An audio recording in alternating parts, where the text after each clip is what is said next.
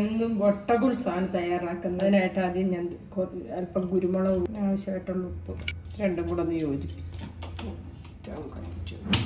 Flame കുറച്ചാണ് ഞാൻ അല്പം നെയ്യ് ഒഴിച്ചു കൊടുക്കുക. നെയ്യ് തയ്യാറാക്കുന്നതാണ് നല്ല ചൂടായിട്ടുണ്ട്. ഇത് നമുക്കിനി മുട്ട പൊട്ടിച്ചതിലോട്ട്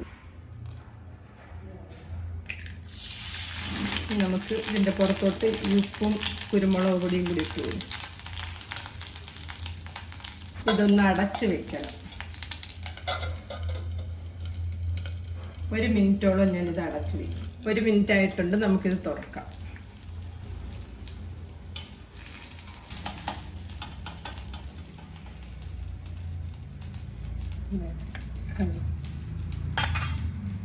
ഇതാണ് നമ്മുടെ മുട്ട പൊരിച്ചത്. ഇതുപോലെ എല്ലാം ശരിയാക്കി എടുക്കാം നമുക്ക്. ഇതുപോലെ ഇങ്ങനെ അടച്ചു വെച്ച് ശരിയാക്കിയാൽ നല്ല ടേസ്റ്റും ഇത് നന്നായിട്ടൊന്ന് കുക്കാവുകയും ചെയ്യും. ഇതും തയ്യാറായിട്ടുണ്ട്. നമുക്ക് എടുക്കാം.